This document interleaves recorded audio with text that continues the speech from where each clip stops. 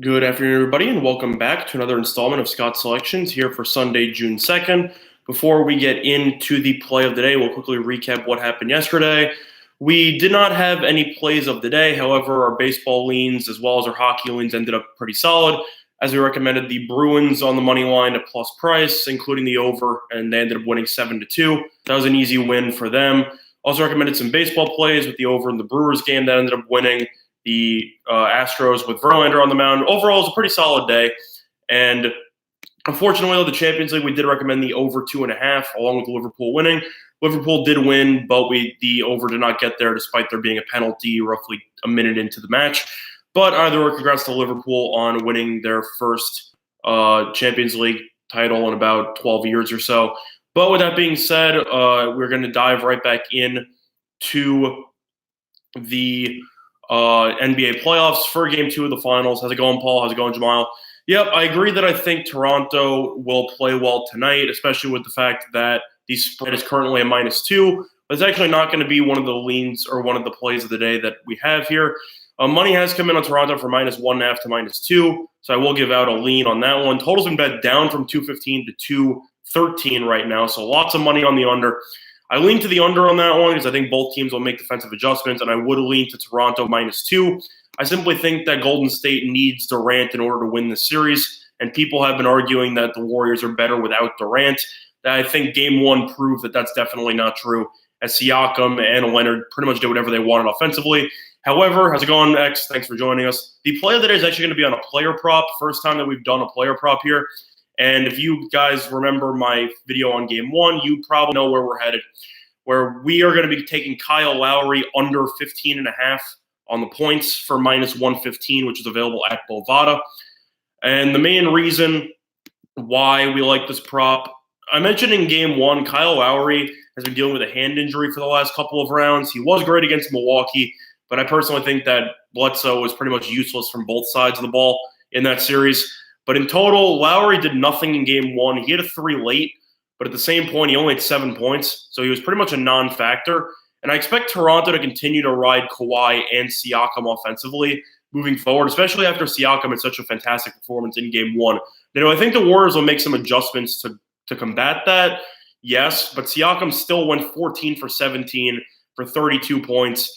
Leonard still had 23 points despite going 5 for 14 from the floor. And Marc Gasol went 6 for 10 for 20 points. Lowry only went 2 for 9. He only took 9 shots, and he only made 2 of them.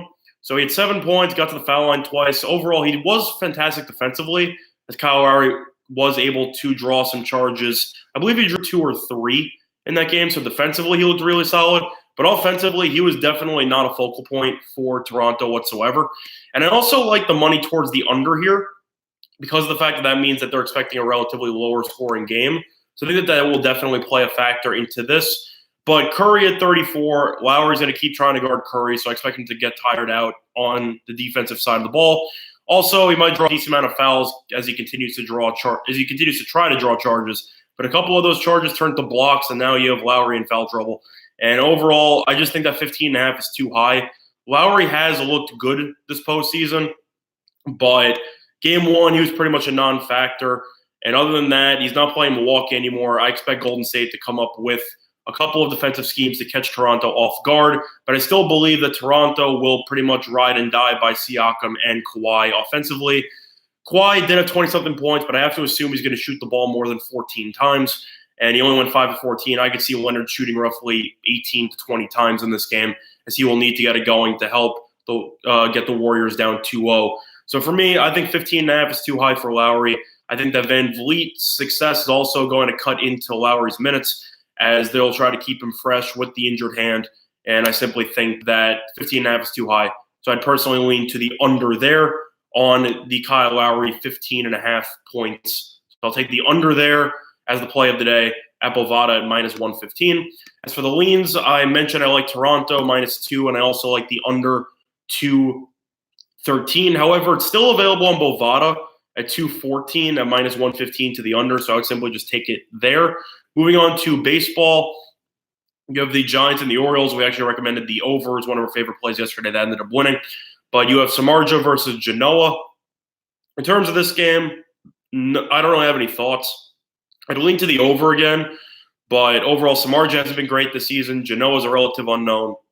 And in Camden Yards, I expect both pitchers to give up a couple of long balls, so I'd lean to the over on that one. Moving on, you have the Twins versus the Rays with Odorizzi versus Yarborough. I lean to the under 8.5 here. In terms of sides, I know that Tampa Bay is favored. Yarborough's been pretty good, but Odorizzi's been fantastic for the Twins this season. At 8.5, I just think it's too high. I know the Twins' lineup has been cooking, but Odorizzi's had a lot of experience in Tropicana as he used to be a pitcher for the Rays. I think he'll pitch well in this one. Yarborough's been pretty solid, so I personally think that 8.5 is too high. I'd lean to the under on that one. Moving on, you have the Nationals versus the Reds with Scherzer versus Gray. I mean, I lean to Scherzer as one of my favorite plays today, roughly minus 128.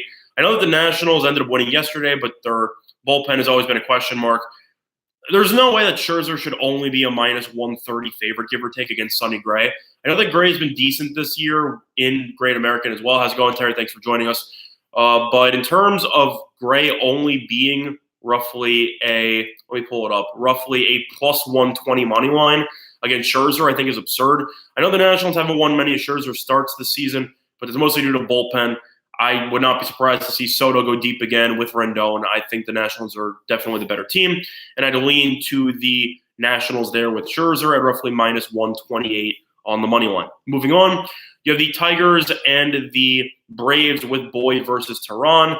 Total's been bet up from 8.5 to 9, and money's actually come in on Detroit. I actually have no thoughts on this matchup. I'd lean to the Braves, but Boyd's been one of the only steady performers on the Tigers pitching staff the entire season. I know that Riley's been great in the lineup for the Braves as he homered again. Acuna's been solid. Albie's been solid. Donaldson's been okay. I know that their team's definitely better, so I'd lean to the Braves there. But Boyd is definitely capable of shutting down the Braves lineup, and I would not be surprised to see this game be extremely competitive late. I don't like either team's bullpen, so I would potentially lean to the second half over between these two teams. How's it going, Michael? Thanks for joining us. By the way, Michael, you never actually answered one of the questions I asked you a couple of videos ago. You're talking about how I was picking out obscure lines, and my question for you was what book you were using, because most books tend to use quarters. I hope your book uses player props, because that is where the selection is going to be coming from today. So, Michael, just let me know what books you use, and I'll keep that in mind moving forward to make sure that you have a selection that is available on your book. But anyway, yeah, I'm moving into the Brewers game right now, actually. You have Davies versus Lyles, and totals been bet down from 10 to 9. In terms of this game, I know Lyle's been solid and Davies has been okay, but he's been awful lately. I have to link to the over here between these two teams. Davies started out the year fantastic as he was great in his first 4 or 5 starts, and then he's been terrible ever since. Lyles has been pretty good, but both these teams just went to extra innings and a very entertaining game in which both teams scored double-digit runs. I think both these teams' bullpens will be exhausted after the extra innings games, and I think Davies will get roughed up. I think Lyles won't pitch well. I'll personally lean to the over 9 on that one, B-Phils, as I think that both offenses are currently clicking, and I like how they've been performing at PNC Park. So I will lean to the over there at 9. Moving on, you have Plesac versus Giolito. Money has poured in on the Indians. White Sox open up as a decent-sized favorite, and now the Indians are currently roughly a plus 105 underdog. I still lean to the Indians here. Plesac was fantastic in the minor leagues. He did not pitch amazingly against Boston, but if your first career start's going to be in Fenway Park, that's definitely not a good sign for you to succeed in your first start.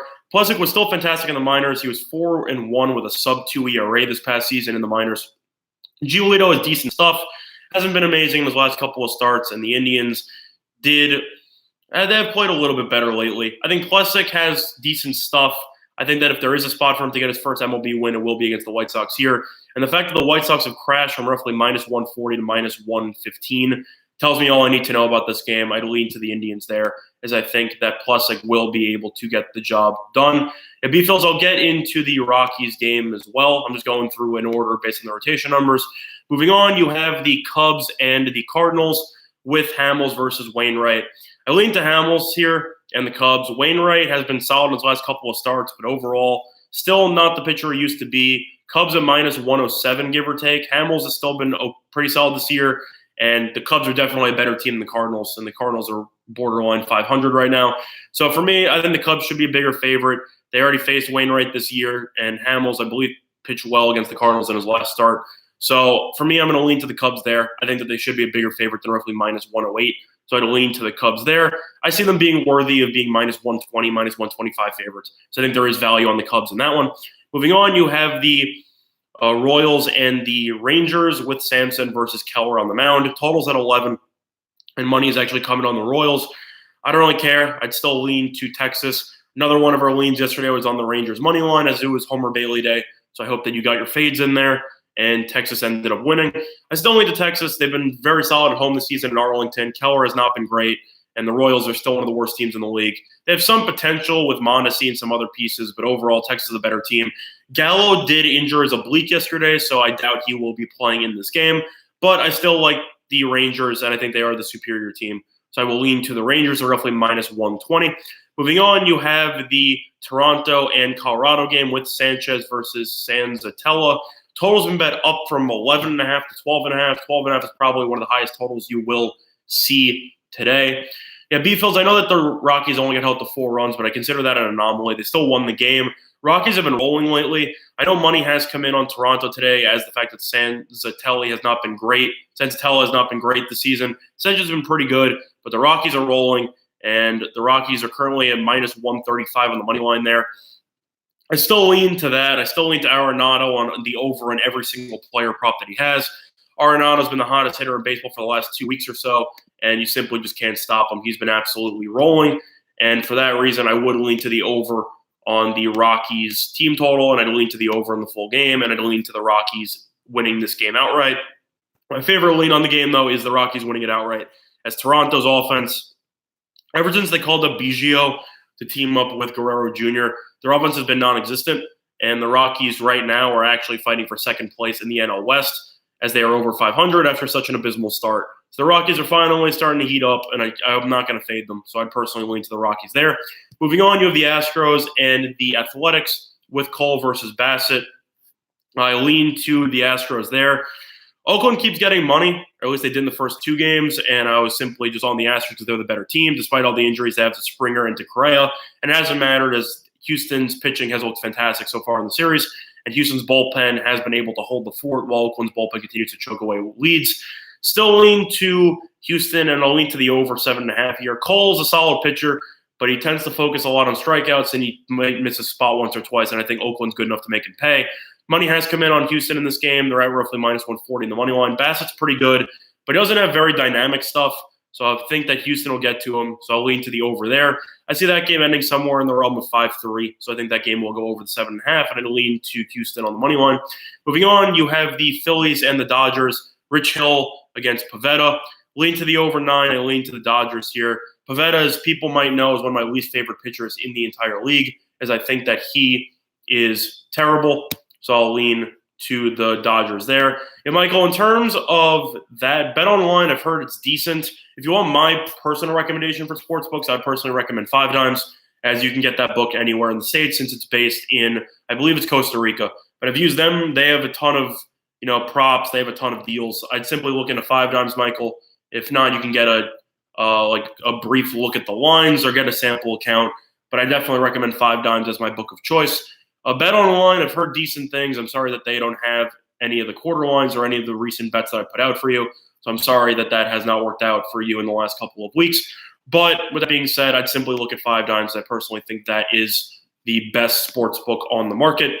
Moving on, you have the Angels and Seattle. We actually recommended the Angels again last night with Heaney on the mound, and they ended up winning pretty easily. You have Suarez versus Gonzalez here. Totals been bet up for 9.5 to 10. I simply lean to the Angels here. Suarez is a relative unknown. Gonzalez has been solid, but he's been struggling his last couple of starts. Angels have finally started to heat up again. Very streaky team, but Trout homered last night. Ohtani looks pretty good. And overall, I think the Angels have looked like the better team lately as the Mariners continue to fall apart following their hot start. So I will lean to the Angels there. I think there is value on the dog in that one. Moving on, you have the Mets and the Diamondbacks. Lean to the Diamondbacks here. It's Kelly versus Matz. The Mets, in typical Mets fashion, blew a massive lead due to the bullpen yesterday, as they ended up giving up 4 runs in the 8th inning, thanks to Familia, who I think is one of the most overrated relievers in baseball, and he always has been. But either or, As in within the Diamondbacks will ride the momentum from yesterday from a come-from-behind win. I think Matz will struggle a little bit in Arizona. Kelly's been pretty good this season. So I will lean to the Diamondbacks on the money line there.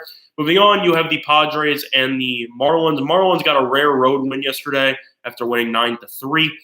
Strom and Richards, totals at 8, and money's come in on the Padres. I don't really see any value on the Padres, roughly minus 190, but I would lean to the under 8 here, as I actually like Richards as a pitcher. He's only 2-5, but his ERA is sub 3.5, and is sub 4, I should say.